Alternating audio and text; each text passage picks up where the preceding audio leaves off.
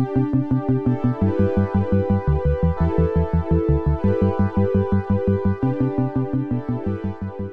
I'm Alison, Lead for Learning Disabilities and Autism at Leeds Teaching Hospitals. And I'm Kathleen, a palliative care clinical nurse specialist at Leeds Teaching Hospitals.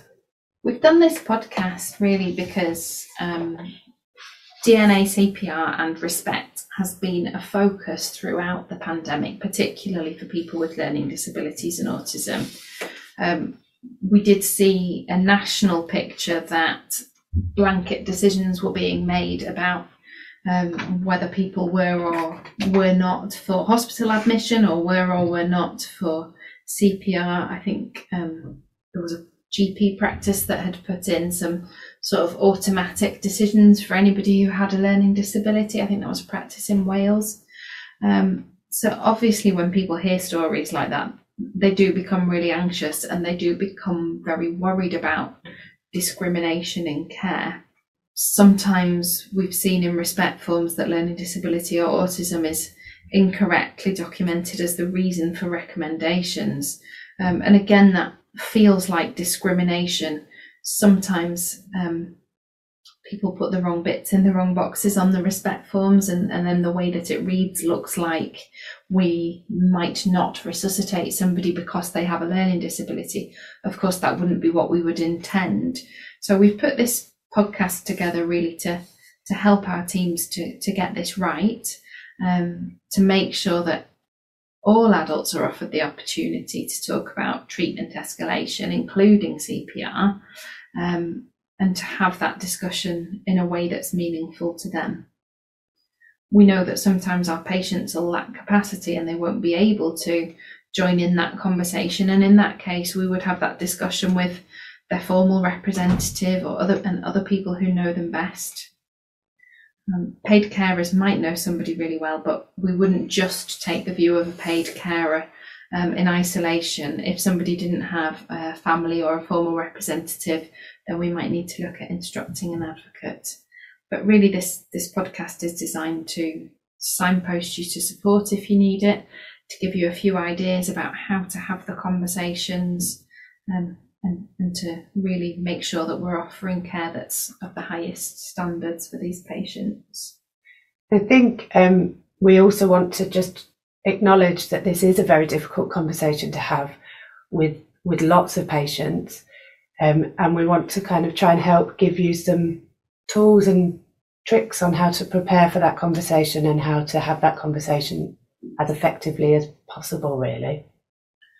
So an example of a story, this is one that's been on the BBC News, and it's a story that really shows diagnostic overshadowing, and it explains some of the things that we've mentioned earlier. Now, England's care regulator, the Care Quality Commission, in a report to be published tomorrow, is expected to raise serious concerns about the use of do not resuscitate orders during the pandemic. Families and charities say that the orders, which can deny people potentially life-saving care, have been wrongly placed on elderly and disabled people over the past year at unprecedented rates. It really gives me sleepless nights to think that she was alone and she didn't have anyone with her. Soldier! Simon was just someone that had an absolute zest for life, loved being with her family, always smiling, always laughing. Say hello, Mum. Mum's waiting for you to talk. Say hello, Mum.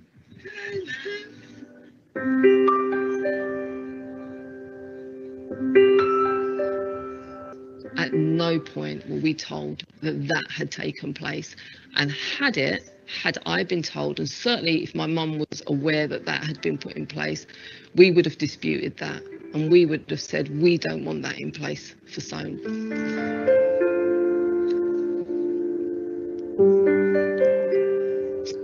That was one of the most blatant forms of discrimination, in black and white, on the paper, that I'd ever seen. I just couldn't comprehend how that can be cited as a reason for someone not to be resuscitated. That picture to me is her spirit, her happy, how vibrant she is, her smile. that Soane's fate was predetermined. From the moment she went into hospital, I felt like Soane was totally written off. She was dehumanised, and, you know, her life wasn't of value.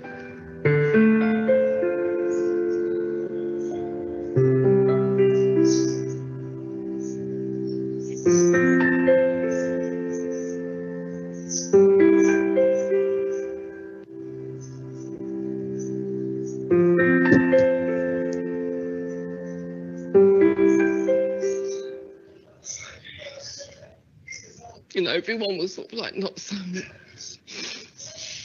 Yeah, I can't tell you how much, you know, we miss her.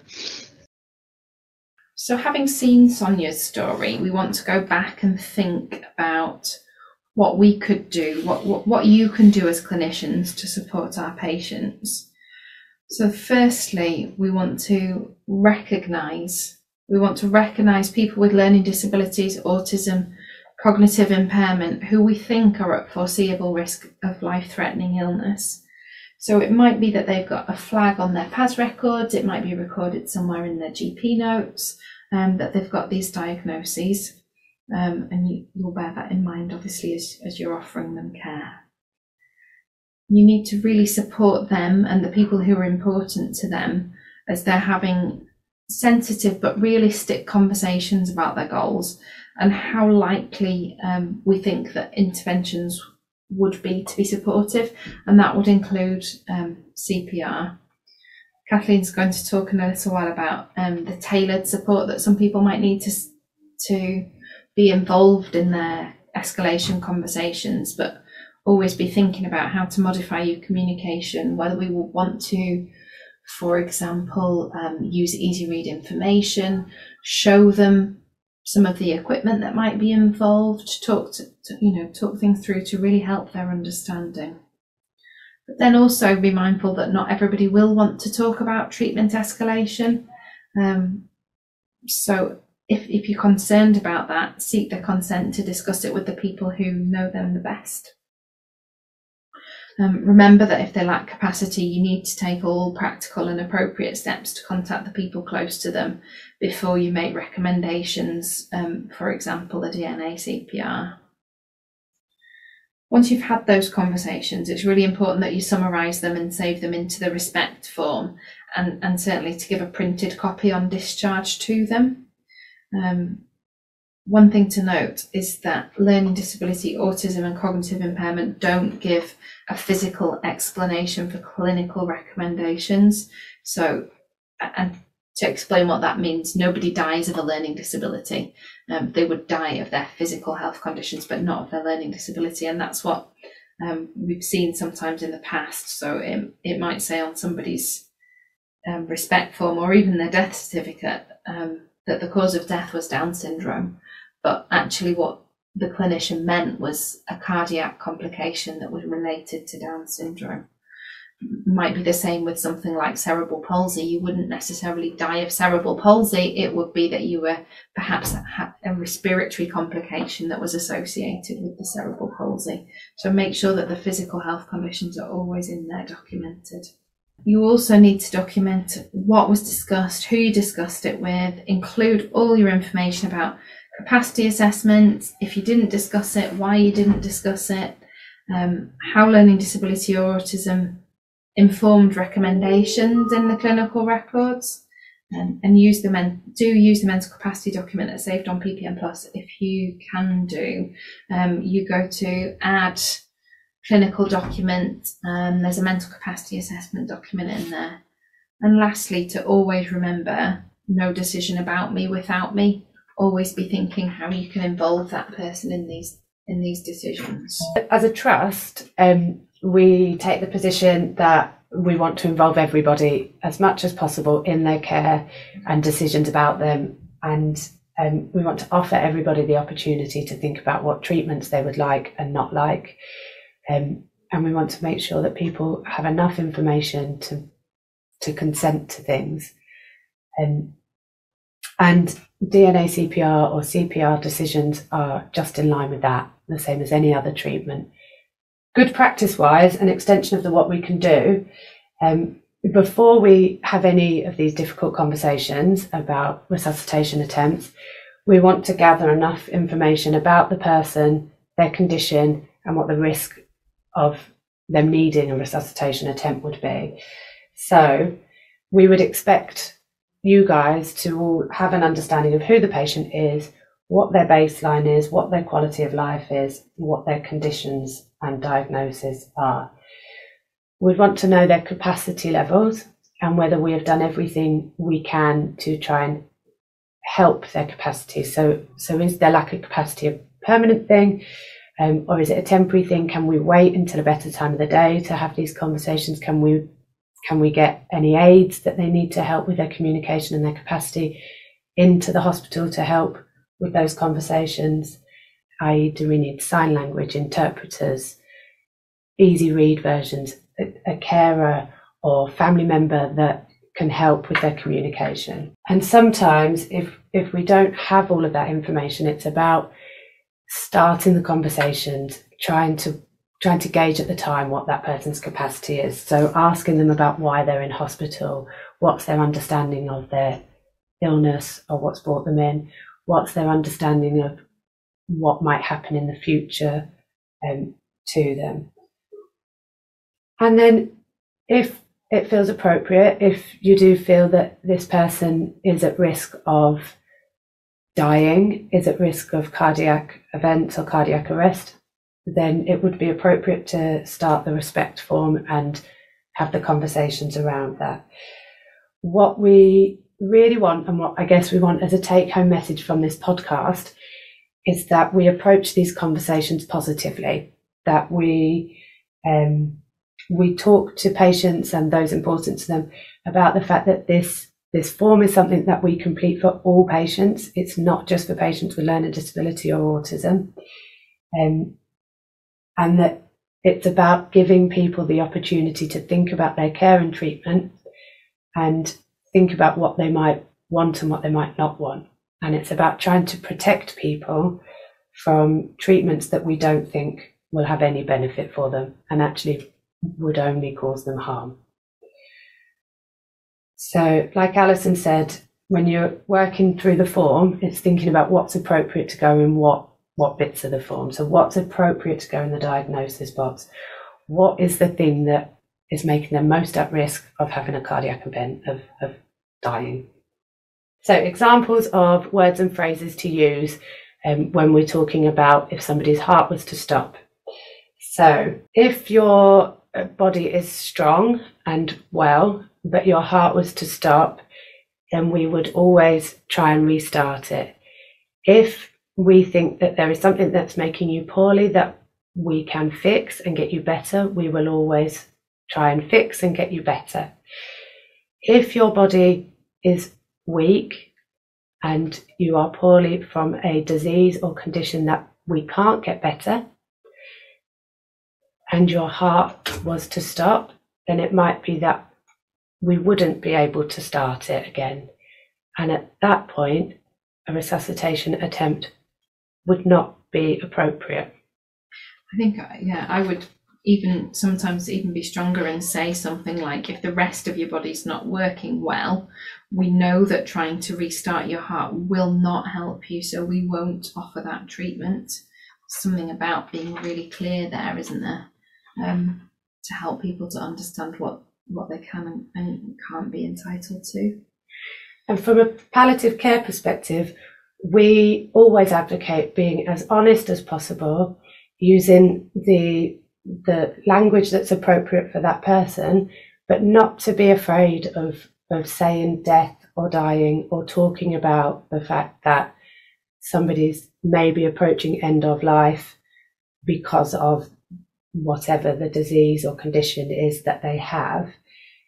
Obviously that it feels uncomfortable and difficult to have those conversations, and we might often say something like, it may be that you are sadly dying and there is nothing that we can do to stop that, so we want to help you have the best quality of life, be where you want to be, supported by the people you want supporting you as you approach end of life.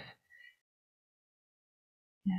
I've heard some consultants use words that are really strong about CPR, because I think there's this sort of public perception perhaps that we should always try and resuscitate somebody, but sometimes consultants use words like intrusive, aggressive, undignified and not helpful. They explain that it will be likely to break bones, and people would die anyway, but they would die with broken bones and bruises, and they would not have a dignified end to their life if we don't feel that the CPR will be of clinical benefit. Obviously, those are words and things that are really hard for people to hear and for families to hear. So it's really for our clinicians to think about how they phrase these really, because this is, they can be quite negative words, can't they? This is one of the most important decisions for somebody. So it's, it's really worth taking that extra time to make sure that we get it right for somebody. And then I think, like you said about the public perception of CPR, I think people don't realise that it's a treatment, and patients can refuse treatments, but they can't demand them.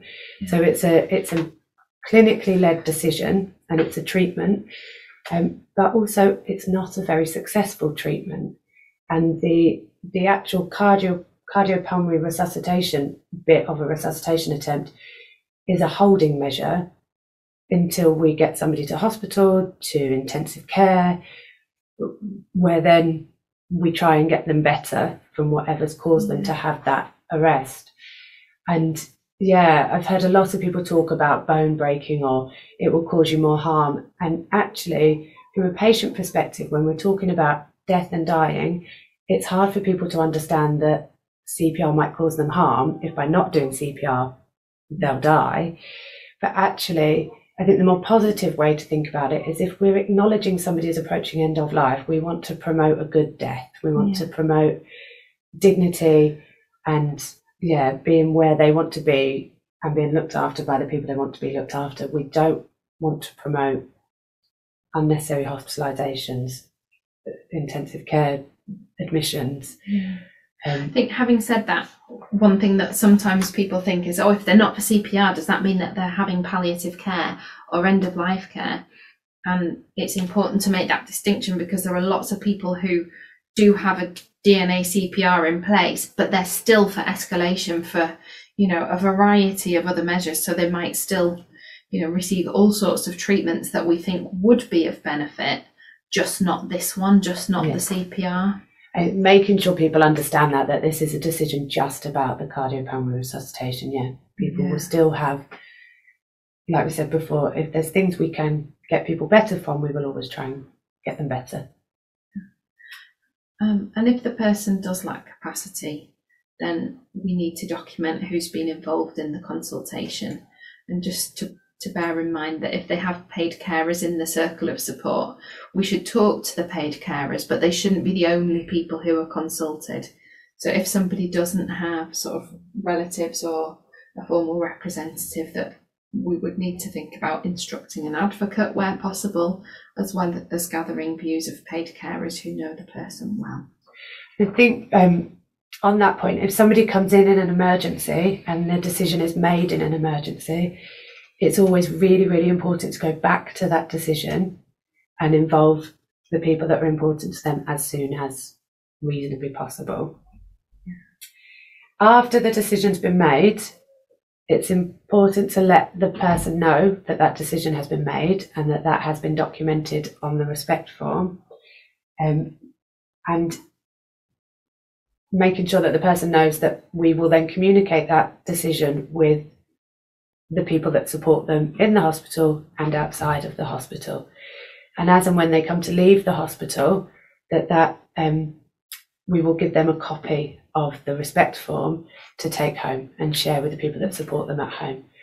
That's something we've definitely not always got right. I think sometimes families have been aware, but we've maybe thought that the family would have had the conversation with the carers, and then the person arrives home and the carers are in a really very difficult position. I mean, it's usually a Friday night, isn't it? And somebody arrives home and they've got this DNA CPR that they come home with, or a respect form that says not for readmission to hospital and you've got one carer alone working on their own on a Friday night, and they think, if this person deteriorates, what on earth do I do? Do I call 111? Do I call 999? Or do I not? And we've seen situations where carers are in a really difficult position, not knowing what to do when they receive the patient home. So it is really important to have that conversation ahead of discharge so that people have got their expectations set out really clearly. And also thinking about, actually, if somebody's clinical condition changes or their care setting changes, it's always good practice to review those decisions. We would hope as well that people would always feel like they have had the opportunity to ask the questions that they wanted, but perhaps people who need extra processing time, or people who might have understood but then they think of something else, something else at a later date, make sure that they know that they can come back and ask questions if they need to. So that might be during the hospital stay, or it might be signposting to pick up questions with the GP if they need to, when they've left hospital. And the other thing I think to think about, and the really good thing about the respect form, is it does take you through very systematically kind of how to have the conversation. It's very well structured, but it's about making the DNACPR decision part of a wider conversation about advanced care planning. It's about giving somebody the opportunity to explore what they might want as they approach end of life, where they might want to be cared for, what's important to them, and as a treating team, thinking about what level of care would be appropriate for this person. And like we said before, the DNACPR decision is just about DNACPR, but the respect form allows you to explore their escalation plan, their preferred place of death, their preferred place of care. One thing that we're still working on in Leeds certainly is about the sharing of the form across clinicians. So a form that's put into place at Leeds Teaching Hospitals might not be visible to other clinical teams across the city. Likewise, if a form is put into place in the community, we might not always be able to see that. So if you can please do check if these discussions have already taken place in a community setting. To be honest, having these conversations when somebody they're perhaps with a GP who they've developed a relationship with over time, they can be supported by their familiar carers and have these conversations when they're well, we would view that really positively. So we hope that might happen more and more. So please do check and see what's in place for somebody already. In terms of more support, more advice, places you can go to for help. So there are respect leads in the trust, but it might be best in the first instance to talk to the palliative care team if you need to. Yep. And you can find the palliative care team on the intranet. You can. On AidSed on the internet, we've got a whole page about how to contact us, and we are always more than happy to talk you through things, to help support. We talk about advanced care planning should be done by the right person at the right time, when somebody's well, when we've had every opportunity to boost their capacity as much as possible. But realistically, we all know that sometimes we have to make these decisions and we have to have these conversations. And part of this podcast, part of lots of stuff that we do, is about enabling you guys to feel confident to do that. And then lastly, if you need to get support from the Learning Disability and Autism team, again, you can find us on the Trust intranet or the Trust internet. Our team extension is 66836, or you can email us leads.th-tr.ldautism@nhs.net. Thank you ever so much for listening to the podcast. We hope that it's been really helpful, and do get in touch if you need us. Bye.